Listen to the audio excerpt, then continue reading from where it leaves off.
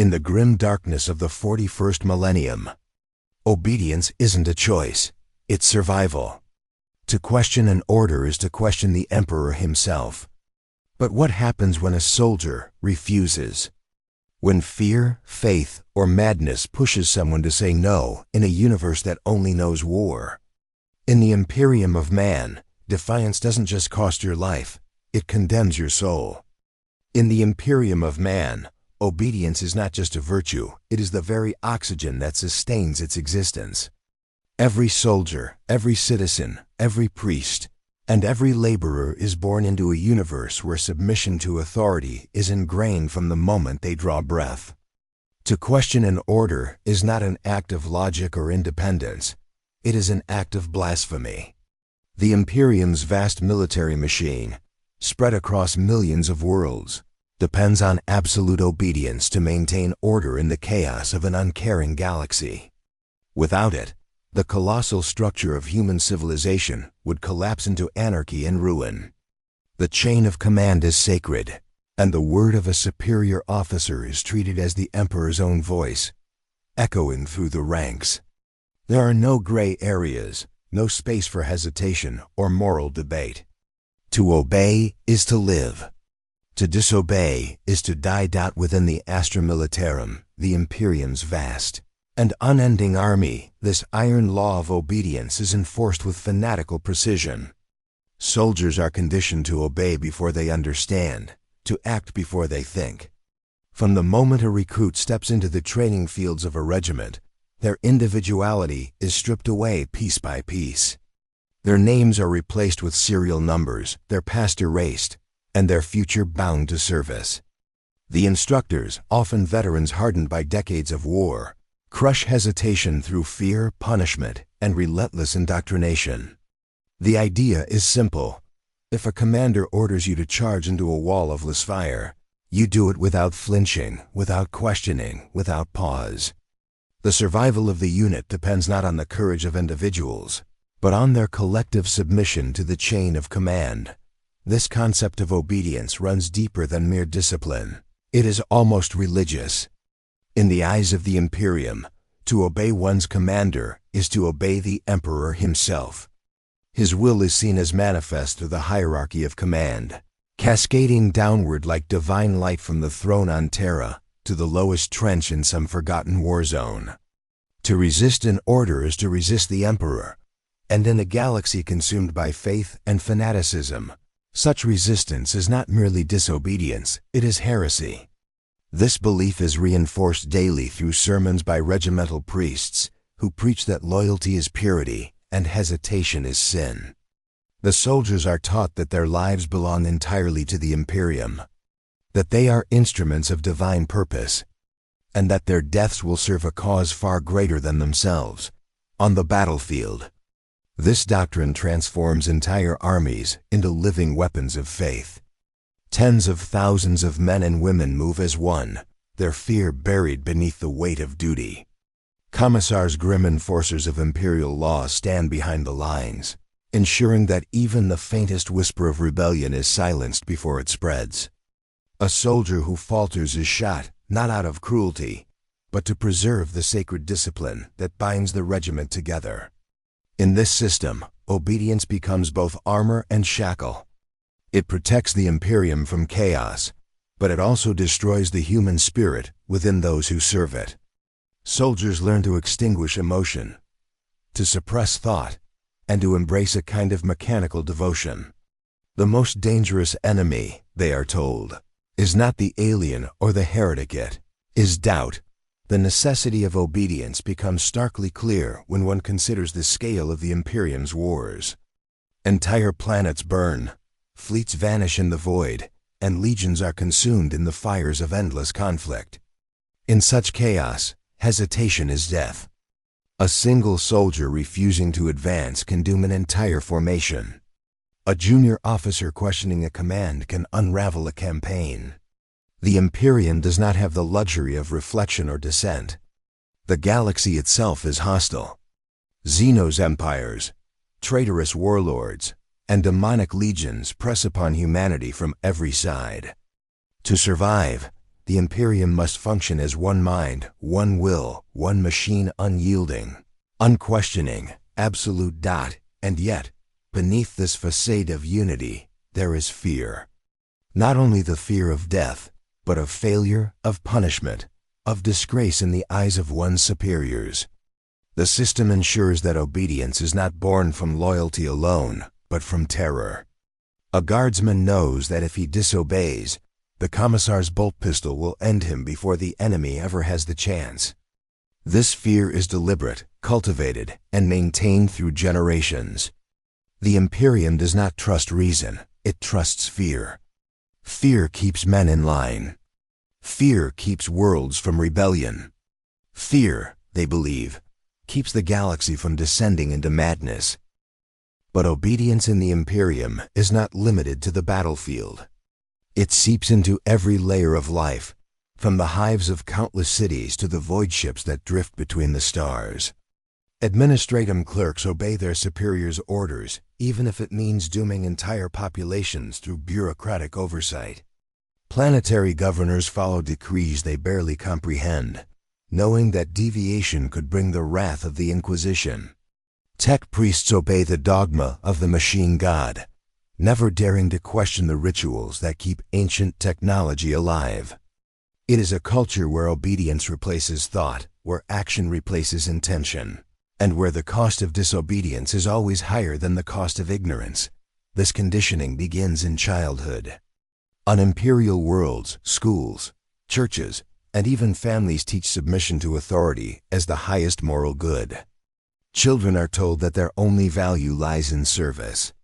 They memorize prayers that glorify obedience, recite oaths that promise their lives to the Emperor, and grow into adults who instinctively bow before power. It is not uncommon for a citizen to live and die without ever making a decision for themselves. The system is designed to ensure compliance, not comprehension. In a galaxy where survival itself depends on unity, free will becomes a liability. Within this framework, the military represents the purest expression of imperial ideology.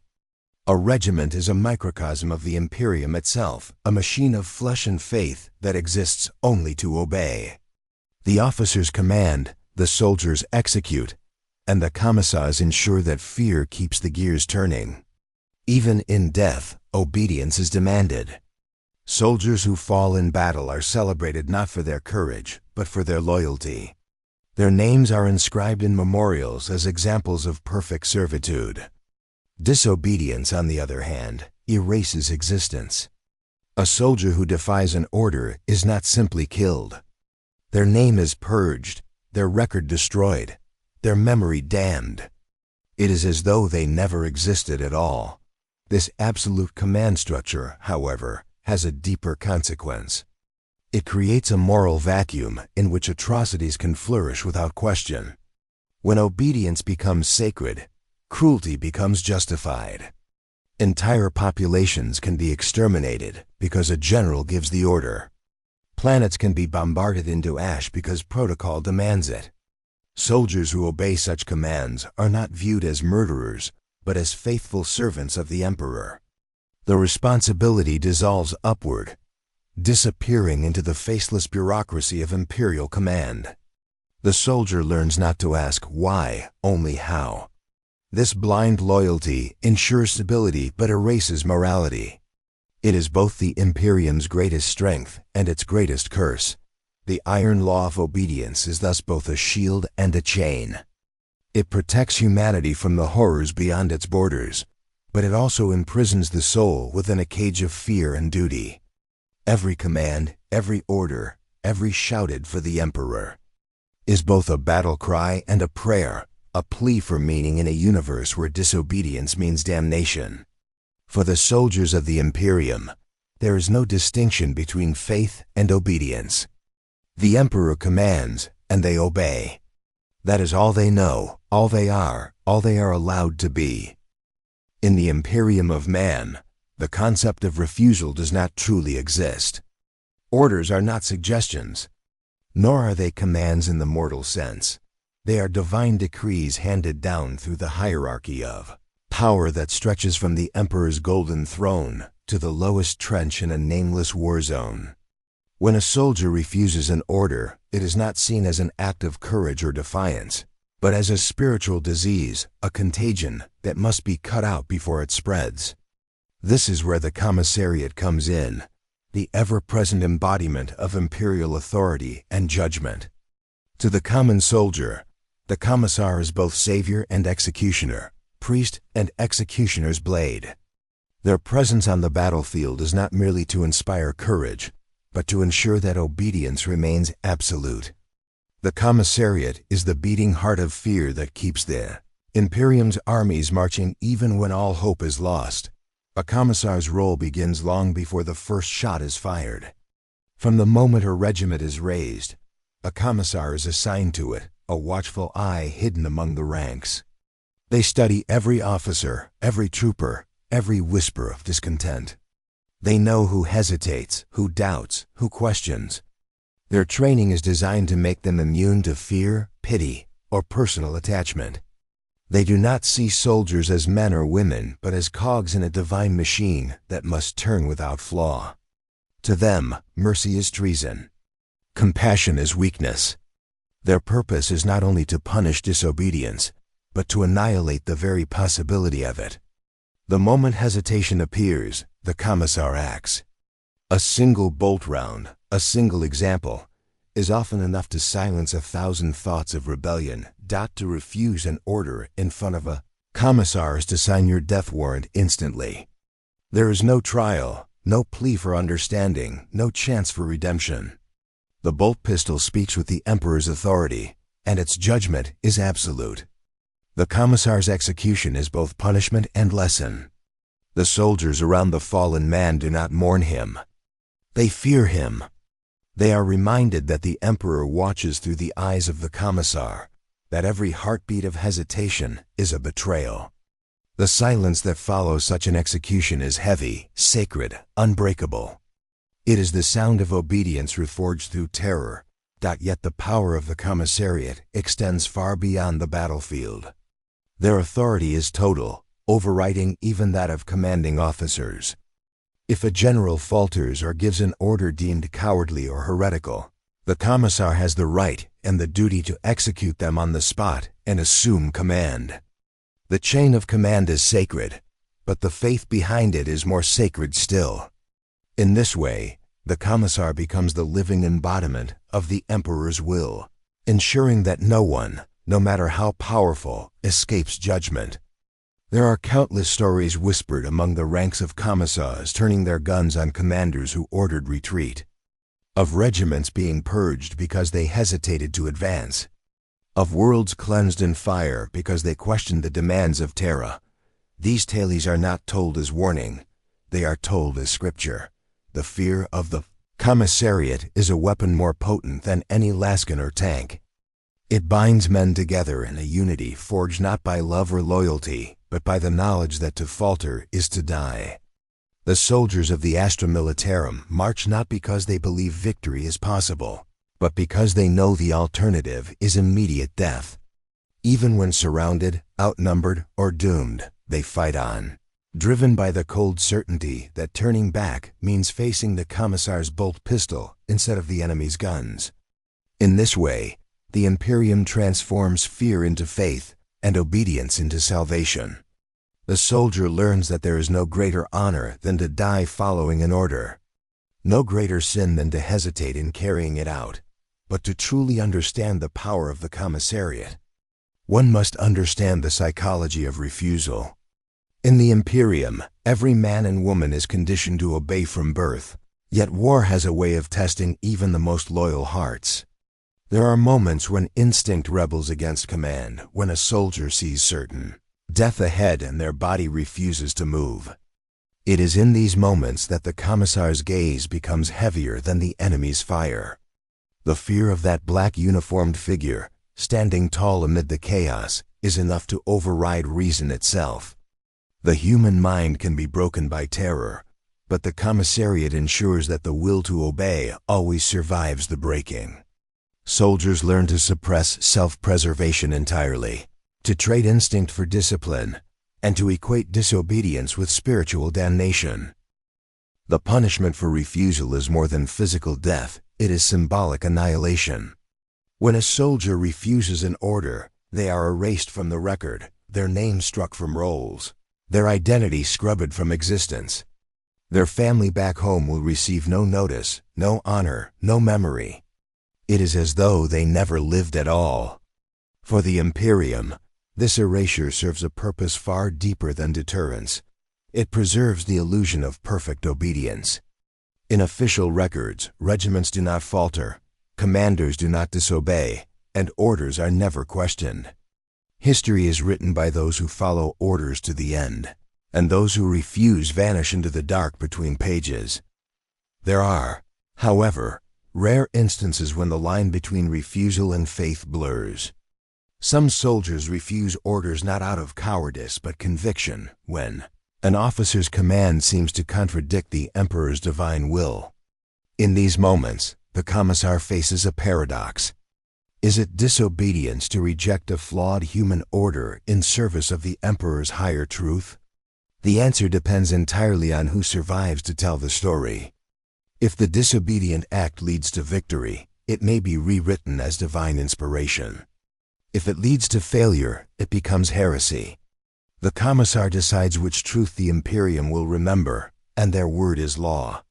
There is no tribunal, no appeal, no mercy. Only the cold judgment of a pistol and the roar of faith that follows it. The effect of this system on the human soul is profound. A soldier living under the commissariat's gaze begins to lose the distinction between duty and fear. Orders become instinct, morality fades, and selfhood dissolves into the regiment's collective identity. Every breath becomes a form of obedience. Even dreams are haunted by imagined accusations, by visions of failure that end with a bolt shell through the skull. This psychological conditioning ensures that refusal becomes unthinkable, not just forbiddance. The commissar does not merely punish disobedience. They erase the capacity for it. What remains is a soldier who fights until death, not out of hope, but because obedience is the only thing left of their humanity. The presence of a commissar also reshapes the dynamics within a regiment. Officers lead with the knowledge that any sign of weakness could cost them their lives. Soldiers follow with the certainty that failure will bring the same fate. This tension creates a brutal equilibrium, where courage and fear feed off each other in a cycle that sustains the Imperium's endless wars. The commissar stands as both judge and symbol, an image of incorruptible faith in a world built on corruption.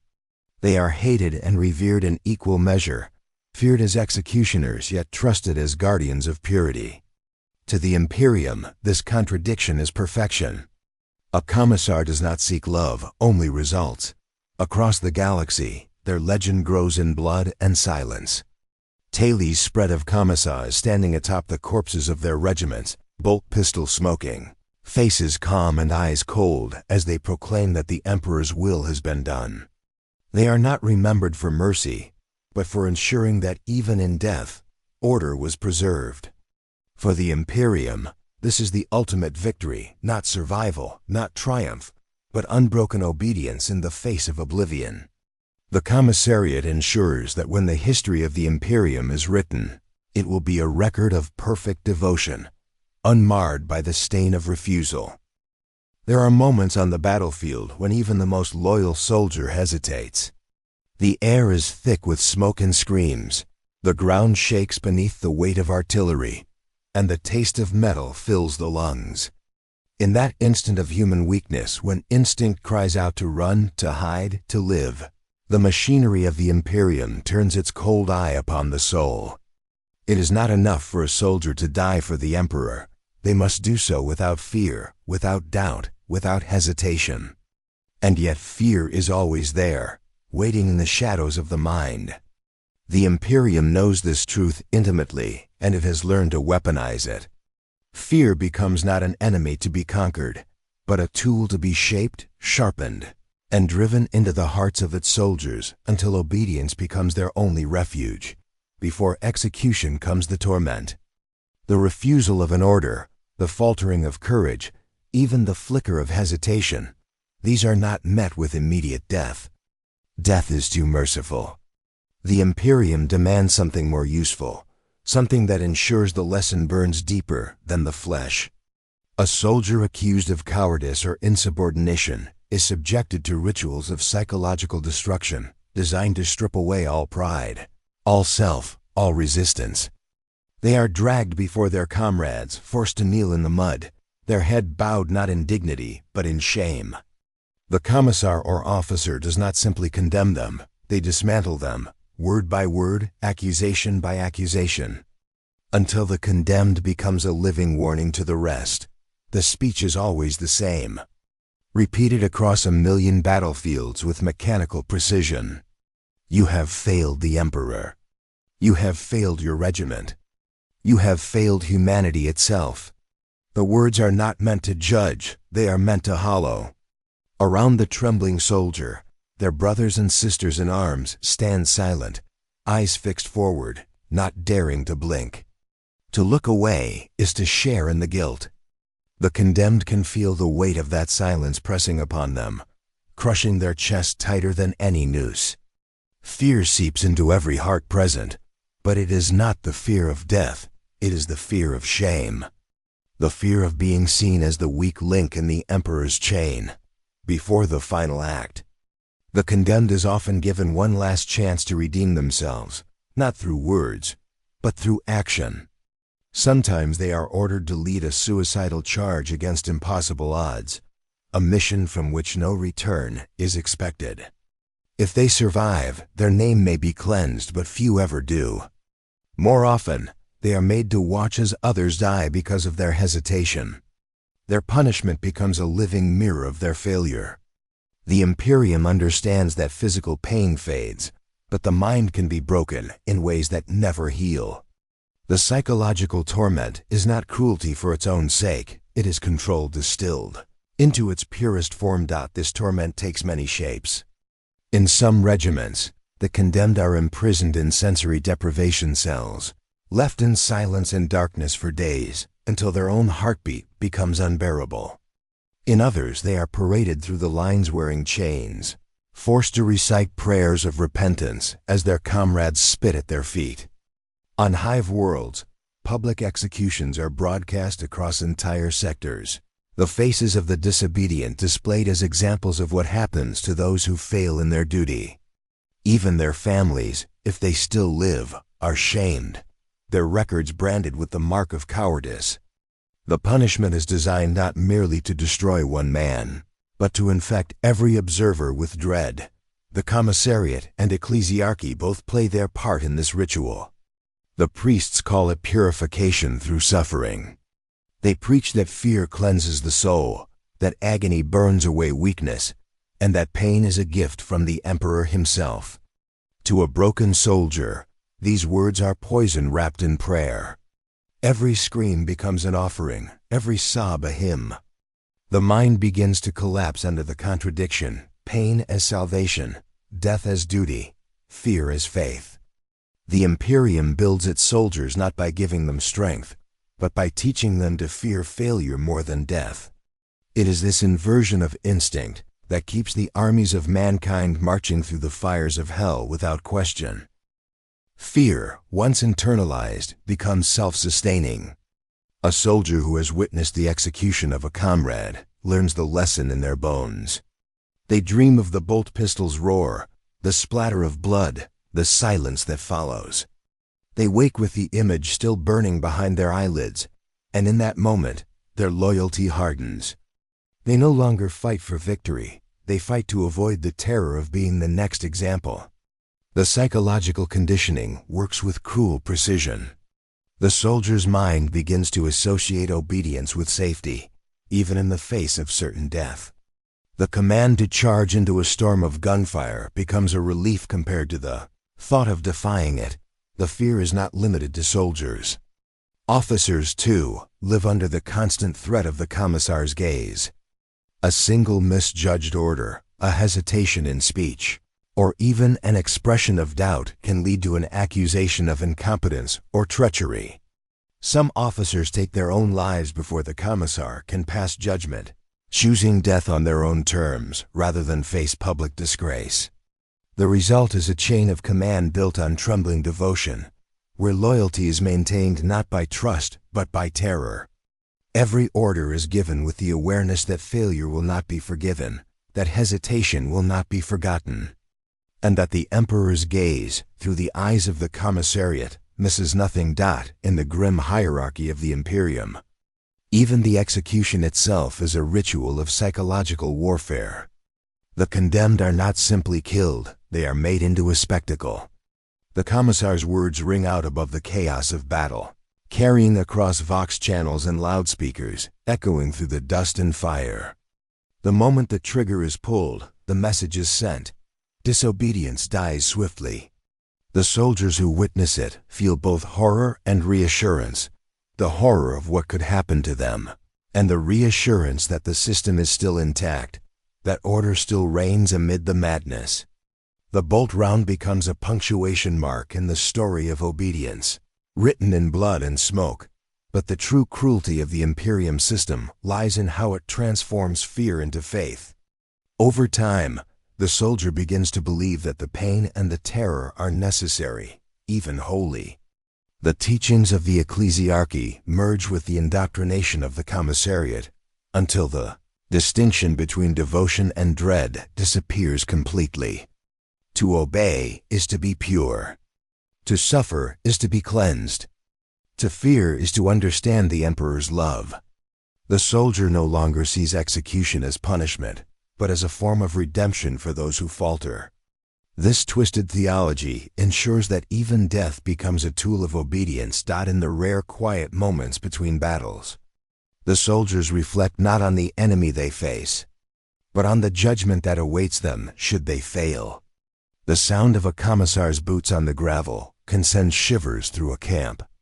A whisper of suspicion can unravel friendships, as men turn on one another to prove their loyalty. Fear becomes the air they breathe, the water they drink, the prayer they recite. It saturates every word, every gesture, every heartbeat. There is no room for doubt, no space for humanity.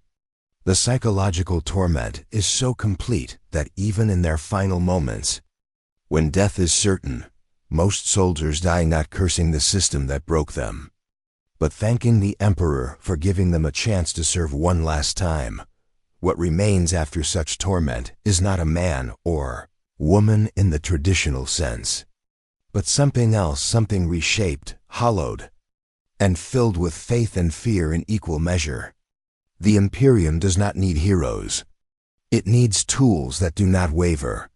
The psychological torment before execution ensures that every witness becomes a believer, every survivor a vessel of unquestioning obedience.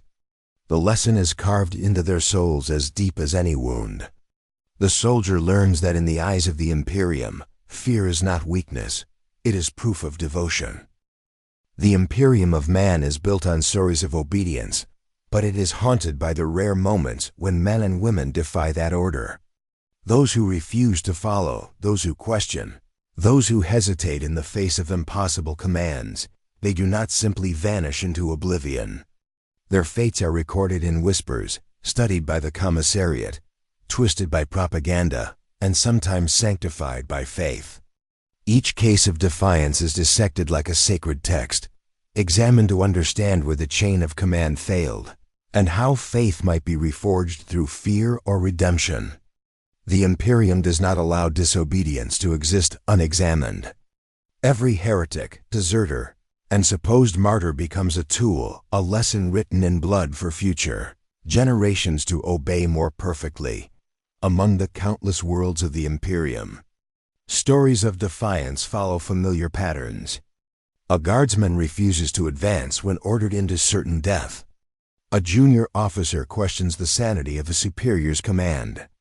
A planetary governor hesitates to sacrifice millions of citizens for the sake of strategic necessity. Each act of refusal is different in reason, but identical in outcome. The system responds with immediate and overwhelming force. The commissariat investigates with surgical precision, interrogating not just the guilty, but everyone who served beside them. Witnesses are questioned until they contradict themselves. Loyalty oaths are retaken in trembling voices, and those deemed too sympathetic to the defiant are quietly executed as well.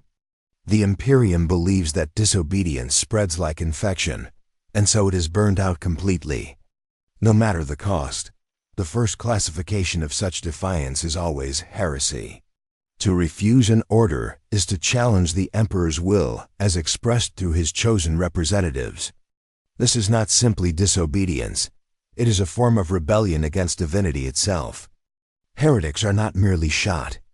They are displayed, dissected, and remembered as examples of spiritual corruption. The ecclesiarchy often transforms these executions into spectacles of purification, burning the condemned alive while chanting hymns that praise their destruction as necessary for the emperor's glory. The soldiers who watch are taught that the flames do not consume flesh, they consume sin. The heretic screams are interpreted as the cries of a soul being cleansed. Deserters, on the other hand, are treated as something different, something worse. The heretic denies faith, but the deserter denies duty. A deserter rejects the very foundation of imperial existence, the belief that no life, no matter how small, belongs to itself. The punishment for desertion is always severe, but the process of catching the deserter is almost ritualistic. The commissariat deploys pursuit squads that track the fugitive across ash wastes, hive corridors, or alien jungles. When they are found, they are paraded before the regiment, not as soldiers but as carcasses already condemned. Their uniforms are stripped, their names erased, and their crimes announced. To the Imperium, the deserter's greatest sin is not cowardice, it is the illusion that escape is possible. Their execution serves as a reminder that there is nowhere to run, not from duty, not from the Emperor, not from the gaze of the Imperium itself, but perhaps the most paradoxical form of defiance comes from those the Imperium calls redeemed martyrs. These are individuals who disobey in a moment of conviction, not weakness. They refuse an order because they believe it contradicts the Emperor's true will. Some defy a superior who commands an atrocity. Some turn their weapons on officers they believe have been corrupted. In these rare moments, disobedience is born not from fear, but from faith. The Imperium's reaction to such acts is complicated. If the disobedience leads to disaster, the offender is branded a heretic and erased. But if by some miracle it leads to victory, the story is rewritten. The defiance is reframed as divine inspiration, the soldier elevated to sainthood. In this way, the line between heretic and hero becomes razor thin. Determined not by morality, but by outcome, the propaganda machines of the Imperium seize upon these contradictions and reshape them to maintain control. Tales of redeemed martyrs are retold as examples of pure devotion, never as acts of rebellion. The defiance is erased, the doubt removed, the story polished into a sermon of faith. The soldier who once questioned an order becomes, in the official record, one who obeyed a higher calling. This rewriting of history ensures that even defiance is absorbed into obedience. The people learn only the lesson the Imperium wants them to see, that even when the Emperor's servants disobey, they do so in service to his divine plan. The truth is buried under layers of faith and fear, the original act forgotten. Within the ranks of the Astra Militarum, whispers of such stories circulate like forbidden prayers. Around campfires and in the silence between bombardments, soldiers speak quietly of men and women who stood against madness and survived, at least for a while.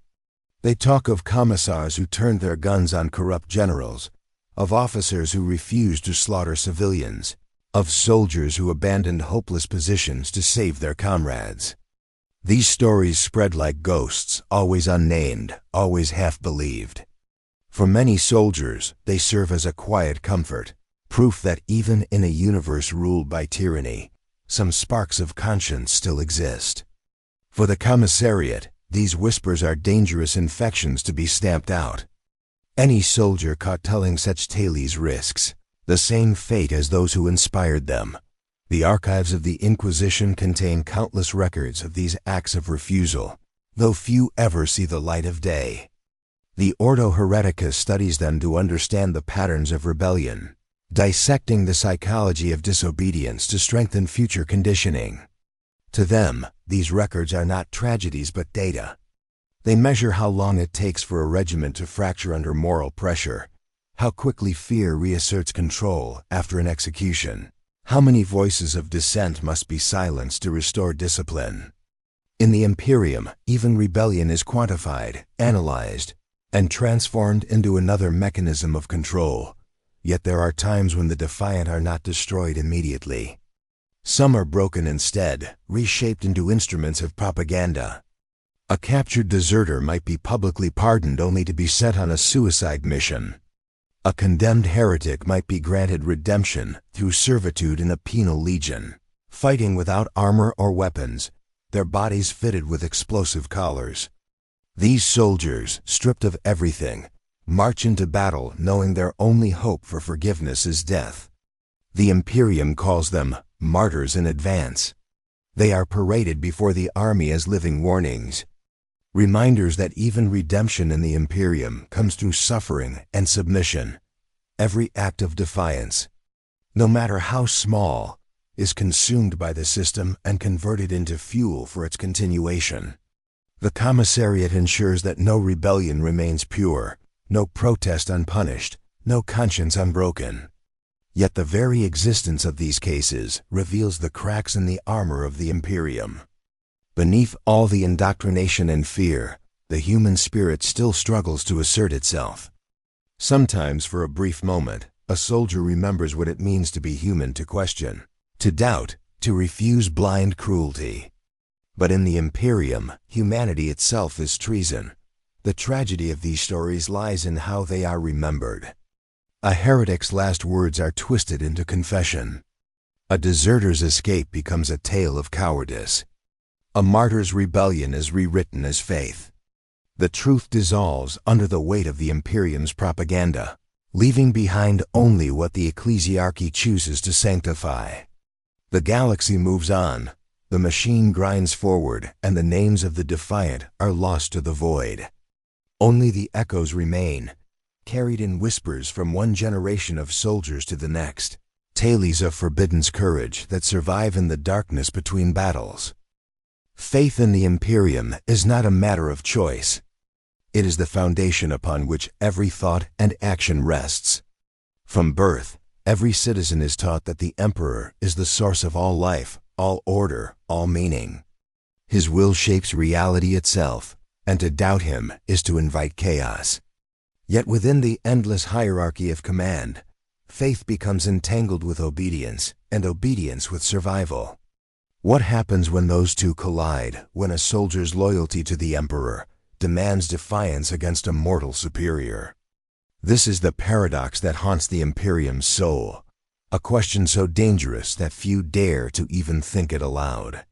For in a system where all orders claim divine authority, how can one tell which command truly serves the Emperor and which hides corruption beneath his name? The chain of command in the Imperium is absolute. The word of an officer is treated as sacred, a direct reflection of the Emperor's will. But officers are human, and humanity is flawed. They grow corrupt, ambitious, fearful, or mad under the pressure of endless war. Some issue orders that serve their pride more than their duty. Others bend faith into a weapon to justify atrocities. The soldiers beneath them are trapped in a spiritual maze, forced to choose between blind obedience and inner conviction. In the eyes of the commissariat, there's only one path: obedience without question.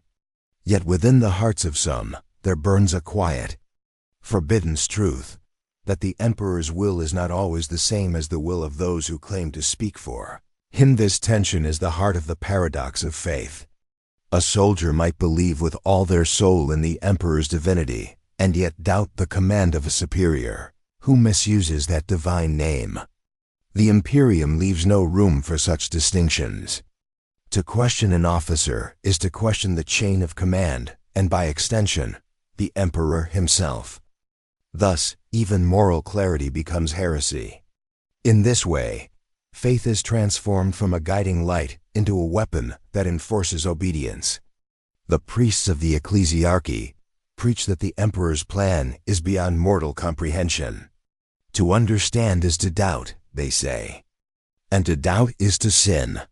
So the soldiers learn to stop asking, to stop reasoning, to bury every whisper of conscience beneath the weight of prayer. Still, the paradox cannot be entirely silenced. On the front lines of endless war, there are moments when orders defy even the hardened logic of survival. A commander may order a city burned, though civilians still hide within it. An officer may demand retreat from a battle where victory is within reach, fearing for their own life.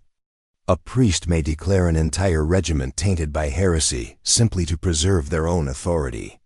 In those moments, the soldier's faith trembles. They are torn between two loyalties, the living chain of command that enforces obedience and the silent, eternal presence of the emperor within their soul. The decision becomes unbearable, for either choice can damn them. To obey a corrupt order is to betray what the emperor stands for. To disobey is to be branded heretic and executed as a traitor. There are records, buried deep within the archives of the Inquisition, of soldiers who chose the latter path. Men and women who believed that the emperor's true will demanded disobedience, that to serve him fully meant rejecting those who had corrupted his name. They fought not against the Imperium, but for its purity. These acts are remembered only in secret, hidden from the public eye, for they reveal the cracks in the foundation of imperial faith. The ecclesiarchy fears such stories because they suggest that true devotion may sometimes mean defiance. If a soldier can claim personal communion with the emperor's will, then the entire hierarchy of power begins to unravel. So these rebels of faith are erased, their deeds rewritten as heresy, their memory drowned beneath centuries of dogma. The psychological conflict this paradox creates within the ordinary soldier is profound. Faith is supposed to offer clarity, but in the Imperium, it becomes a labyrinth of contradictions. The soldier prays before battle, asking the emperor for strength, but they do not know whether that strength will serve righteousness or tyranny. They watch officers commit acts of cruelty and are told these are necessary sacrifices. They hear priests justify massacres as divine punishment. In the beginning, they try to believe, to trust that there is wisdom behind every command. But as the years drag on, as the corpses pile higher and the justifications grow thinner, something inside them begins to break. Faith becomes fear, prayer becomes ritual, and the emperor's name becomes a sound they repeat to silence the doubt within. For those who dare to confront this conflict openly, the price is almost always death. Commissars do not tolerate philosophical dilemmas. A soldier who hesitates too long before carrying out a questionable order is branded insubordinate. A priest who preaches compassion over obedience is quietly replaced. The system cannot afford ambiguity. It survives by crushing nuance, by reducing every moral question to a single, unbreakable truth. The emperor commands, and we obey. But even as the words are spoken, the paradox remains buried in the hearts of countless men and women, festering beneath layers of indoctrination. The Imperium teaches that faith and obedience are one, yet the very existence of corruption within its ranks proves otherwise. The faithful are forced to live in a state of permanent contradiction, their devotion both weapon and wound. Sometimes, the paradox resolves itself not through philosophy, but through blood. In rare moments of battle, when leadership collapses and chaos consumes the field, soldiers must act on instinct. There are cases where a trooper defied an officer's retreat order, held the line, and saved an entire regiment. There are stories of squads who refused to execute civilians accused of heresy, only to discover later that the accusations were false. In these rare instances, survival rewrites the truth. The soldiers are not executed, they are celebrated. The propaganda machine recasts their defiance as divine inspiration, claiming that the emperor guided their hands directly. The paradox is erased retroactively. What was once heresy becomes holiness, but only because it ended in victory. If it had not, their names would have been forgotten beneath the soil. The paradox of faith is not confined to the common soldier. It extends to the highest echelons of imperial power. Inquisitors, generals, and cardinals all struggle with the same dilemma: how to serve both the emperor and the system built in his name when the two are not always aligned. Many resolve it through denial, convincing themselves that the system is infallible because it must be. Others sink into fanaticism, purging any hint of doubt through slaughter and prayer. A few, the most dangerous of all, begin to see the truth, that faith without conscience becomes tyranny, and obedience without understanding becomes corruption. But even these few are ultimately consumed by the system they try to reform. For the Imperium tolerates only one kind of faith, the kind that does not question in the grim darkness of the 41st millennium. Faith and obedience are the twin pillars upon which humanity survives. Yet they are forever at war within the human soul. Every soldier kneels in prayer before battle, whispering to the emperor for guidance, not realizing that the very act of seeking guidance implies doubt. The priests call it devotion, the commissars call it loyalty, but beneath it all lies the quiet terror of uncertainty. The soldier looks to the heavens, to the distant golden light of Terra, and wonders if the emperor still sees them, still hears them, or if his silence means something else entirely. They march forward, caught between love and fear, faith and reason, devotion and despair, never knowing whether the order they follow serves the emperor's glory or merely the ambitions of men who wear his symbol like armor. When a soldier refuses an order in the Imperium of Man, the act doesn't end with their execution. Death is only the beginning. What follows is a haunting that spreads far beyond the individual, a shadow that stains entire regiments, worlds, and even the whispers of history. In a universe where obedience is sacred and disobedience is sin, a single act of defiance ripples through the hierarchy like a psychic wound. The commissars will silence it, the priests will condemn it, the records will erase it, but the echo remains. It lingers in the minds of those who witnessed it, in the air of the battlefield, in the trembling prayers of the survivors.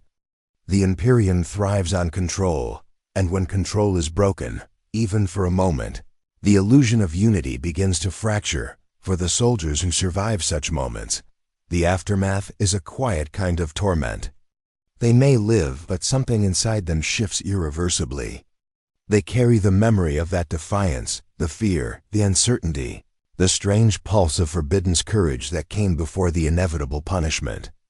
It festers in silence, becoming both a source of shame and a secret form of reverence. Some tell themselves that the defier was a fool, that they brought ruin upon themselves and others. Yet in the stillness of the night, when the guns fall silent and the darkness presses close, they remember the fire in that soldier's eyes, the sound of their voice as they said no to an impossible command. That image becomes a ghost that follows them across campaigns, a memory that cannot be purged by fear or faith. The Imperium's mechanisms of suppression move quickly to erase such ghosts. The dead are branded as heretics, their names struck from the rolls, their families punished or relocated. Commissars deliver sermons of loyalty to replace the whispers of rebellion. Priests lead chants that drown out thought. Every effort is made to ensure that the act is forgotten, that obedience remains unbroken.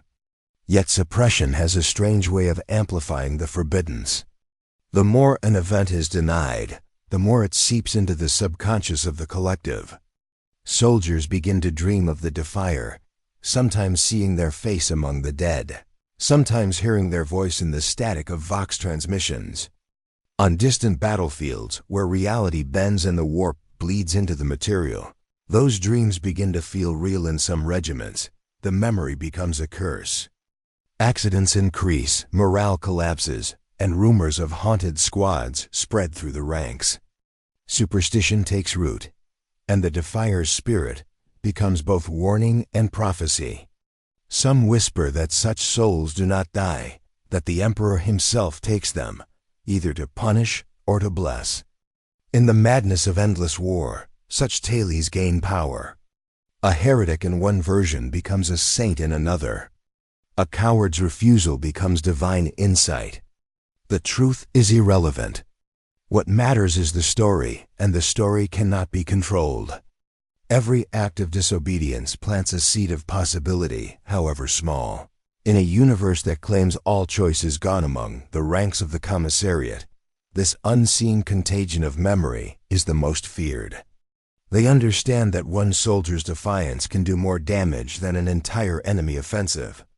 It is not the body they fear losing it is the faith. So they craft new rituals of control. Before battle, soldiers are made to chant oaths of loyalty while standing over the bodies of executed deserters. They are shown holovids of past rebellions crushed without mercy. They are reminded that refusal brings not only death but eternal damnation. The image of the defier is painted as monstrous, warped by chaos, stripped of humanity. But even that horror fascinates. For some, it sparks dread. For others, an unspoken admiration. The line between warning and temptation blurs. The priests of the ecclesiarchy face a different problem. Their sermons depend on certainty, on the absolute belief that the emperor's will is honoring. But how can they preach purity when the system that claims to serve him breeds corruption, cruelty, and madness? They too feel the echo of disobedience. They feel it when a penitent refuses to recant their faith in a different interpretation of the emperor's word.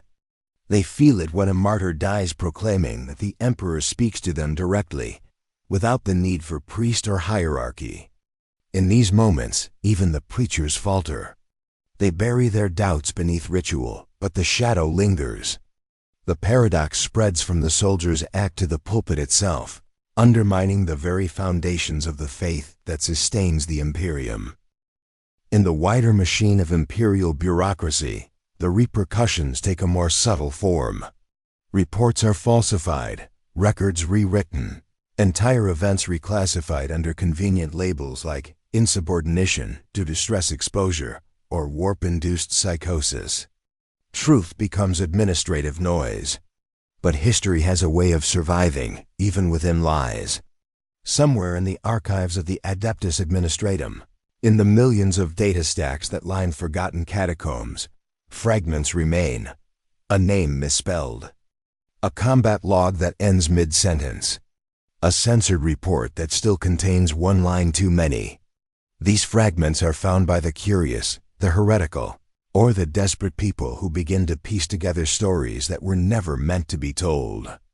In the endless labyrinth of imperial knowledge, memory becomes resistance for those closest to the event, the comrades who stood beside the one who refused.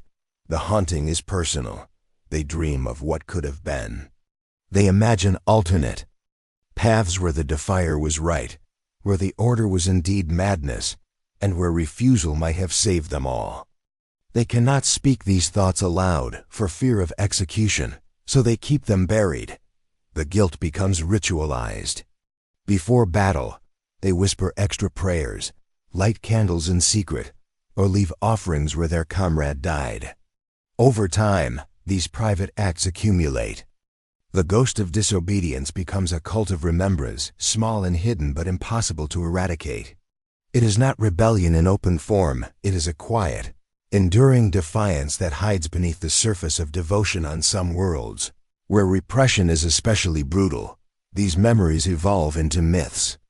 Legends of the silent saints, soldiers who disobeyed for the greater good and were struck down by their own comrades. Pilgrims visit supposed sites of their deaths, praying not for courage to obey, but for wisdom to know when not to. The ecclesiarchy condemns such pilgrimages as blasphemy, yet they persist. Faith, once a tool of control, begins to shift shape. It no longer flows only downward from the throne of Terra. It begins to rise upward from the people, raw and uncertain.